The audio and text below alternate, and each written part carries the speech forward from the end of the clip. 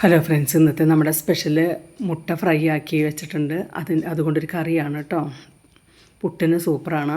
അതിന് വേണ്ടത് ഒരു തക്കാളി അരിഞ്ഞ് വെച്ചിട്ടുണ്ട്, ഒരു സവാള, വെളുത്തുള്ളി, പിന്നെ അതിന് വേണ്ട മല്ലിപ്പൊടി, മുളക് പൊടി, മഞ്ഞൾപ്പൊടി, ഇത്തിരി കുരുമുളക് പൊടി, പിന്നെ മുട്ട ആദ്യം ഈ കുക്കറിൽ പുഴുങ്ങി മാറ്റി വെച്ചിട്ടുണ്ട്.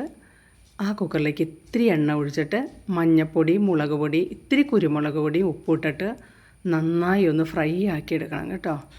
ഇതിൻ്റെ പ്രത്യേകത എന്ന് വെച്ചാൽ ഈ കുക്കറിൽ തന്നെയാണ് പുട്ടുണ്ടാക്കിയതും മുട്ട പുഴുങ്ങിയതും കറി വെച്ചതും. നമുക്ക് എളുപ്പമാണ്. മുട്ട ഒന്ന് ഫ്രൈ ആയി വരുമ്പോൾ അതിലേക്ക് സ്വല്പം എണ്ണ ഒഴിച്ചിട്ട് നമുക്ക് സവാള ഒന്ന് വഴറ്റാം. സവാളയും ചതച്ച വെളുത്തുള്ളിയും ഒരു ഏലക്കായും ഉണ്ട് കേട്ടോ. അതൊന്ന് വഴന്ന് വന്നാൽ മതി കേട്ടോ. കൂടുതൽ അത് വാട്ടണം എന്നില്ല അധികം.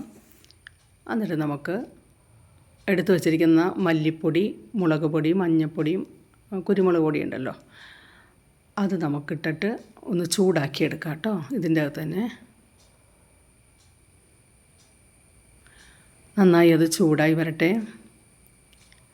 ഇത് ചൂടാകുമ്പോൾ ശരിക്കും പറഞ്ഞിട്ടുണ്ടെങ്കിൽ അതിൻ്റെ കരിയാൻ പാടില്ല. അപ്പോഴത്തേനും തക്കാളി ഇടണം കേട്ടോ. തക്കാളി ഇട്ടിട്ട് എണ്ണ ഒഴിക്കേണ്ടവർക്ക് എണ്ണ ഒഴിക്കാം, അല്ലെങ്കിൽ സ്വല്പം വെള്ളം ഒഴിച്ച് അടി പിടിക്കാതിരിക്കാൻ ഒന്ന് 3-4 പ്രാവശ്യം ഒന്ന് അത് ചൂടാക്കിയിട്ട് ഒറ്റ വിസലിൽ നമുക്ക് ആ ഗ്രേവി മാത്രം ഒറ്റ വിസലിൽ വേവിച്ചെടുക്കാം കേട്ടോ. അതിൽ വെള്ളം ഒഴിക്കണം കേട്ടോ. 1/2 ഗ്ലാസ് വെള്ളം ഒഴിച്ച് വേവിക്കണം, അല്ലെങ്കിൽ കരിഞ്ഞു പോകും. എന്നിട്ട് അത് ഒരു വേറെ പാത്രത്തിലേക്ക് പകർത്തി, ഞാൻ പകർത്തിയിട്ടുണ്ട്, അല്ലാത്തവർക്ക് അതിൽ തന്നെ ചെയ്യാം. പകർത്തിയിട്ട് ആവശ്യത്തിന് ഉപ്പ് ഇട്ടിട്ട് അതൊന്ന് നന്നായി തിളച്ച് വരട്ടെ.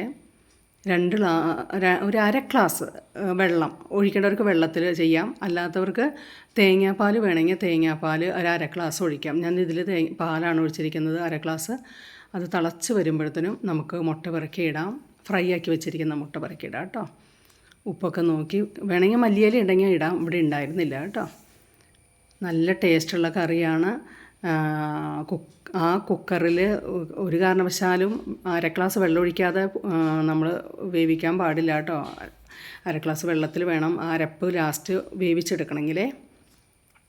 ഇതൊന്ന് ചെയ്ത് നോക്കണം. പുട്ടിന് ഞാൻ മിക്കപ്പോഴും ഇവിടെ ഉണ്ടാക്കുന്നൊരു സ്പെഷ്യൽ കറിയാണ്. സബ്സ്ക്രൈബ് ചെയ്യണം കേട്ടോ എല്ലാവരും കേട്ടോ. ഇഷ്ടപ്പെട്ടെങ്കിൽ ലൈക്ക് ചെയ്യണം.